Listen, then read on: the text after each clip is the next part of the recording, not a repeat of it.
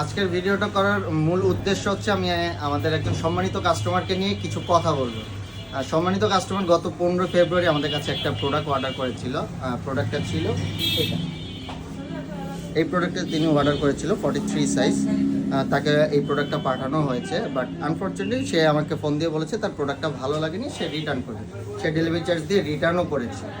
তো প্রোডাক্টটা আজকে রিটার্ন আসছে।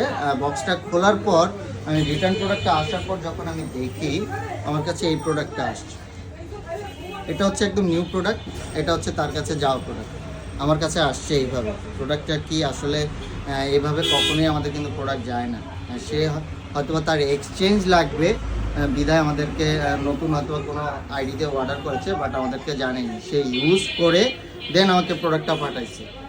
এখন তাকে ফোন দিই, সে ফোন ধরে না কোনো নাম্বার থেকে। আমাদের কাস্টমার যদি ডিটেলস চান আমরা ডিটেলসটা বলি, কাস্টমার নামটাই বলি, আর কিছু এক্সট্রা কিছু বলবো না। তার নাম হচ্ছে নাইম তালুকদার, লোকেশন সিলেট বাড়িধারা থেকে সে অর্ডার করেছে। এখন ফোন দিচ্ছি বাট তার কোনো রেসপন্স নাই, কোনো ফোন ধরে না, কোনো কিছু না। তো আমি আর কথা হচ্ছে আপনাদের যাদের এক্সচেঞ্জ লাগবে, আমরা সবসময় এক্সচেঞ্জ দিয়ে থাকি, বাট এইটুকু আমরা রিকোয়েস্ট করে থাকি যে আপনার যেহেতু টাইট হচ্ছে বা লুজ হচ্ছে প্রোডাক্টটা ইউজ করবেন না। আমরা এক্সচেঞ্জ হয়তো আমাদের একটু টাইম লাগে, আমরা 3 থেকে 4 দিন পরে আমরা এক্সচেঞ্জগুলো দিয়ে থাকি, কারণ আমাদের প্রত্যেকটা প্রোডাক্ট আমরা বলে থাকি অর্ডার পর মেক হয়।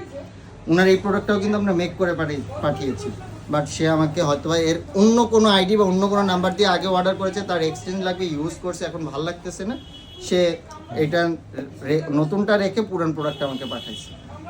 এই হচ্ছে প্রোডাক্টের অবস্থা। তো আপনারা যদি এরকম করেন, আমরা আসলে কার কাছে যাব বা কার কাছে কী? আমরা যদি কোনো কিছু করি আমাদের আসলে তখন যা খুশি তা বলে ফেলেন আপনারা, কিন্তু আমরা আসলে কাস্টমারকে তেমন কিছু বলতে পারি না।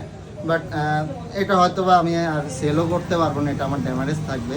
কিন্তু আপনাদের সাথে যদি আমরা করি, এরকম যদি প্রোডাক্ট পাঠাই, আপনারা বলবেন যে ভাই কী দিলেন আমাকে, আমি কী চাইলাম আর কী দিলেন। এই প্রোডাক্টটা কিন্তু আমার পুরোটাই ড্যামারেজ। তো আপনাদের যাদের এক্সচেঞ্জ লাগবে ভাই, দয়া করে প্রোডাক্টটা রিসিভ করার পর যদি প্রবলেম হয় রেখে দেবেন, ইউজ করবেন না। আমরা অবশ্যই নতুন প্রোডাক্ট আবার পাঠাবো, তখন আপনি ওটার সাথে এক্সচেঞ্জ করে নিন। কিন্তু এই জিনিসগুলো আমাদের সাথে করবেন না, কারণ এই প্রোডাক্টগুলো কিন্তু আমরা সেল করতে পারবো না, আমাদের লস হয়। আমরা ডেলিভারি চার্জ দিয়েও লস করি, এইভাবেও যদি আপনারা লস করেন আমাদের করান, তাহলে আসলে আমরা কী করবো? তো এই কারণেই ভিডিওটা করা, যে দেখেন।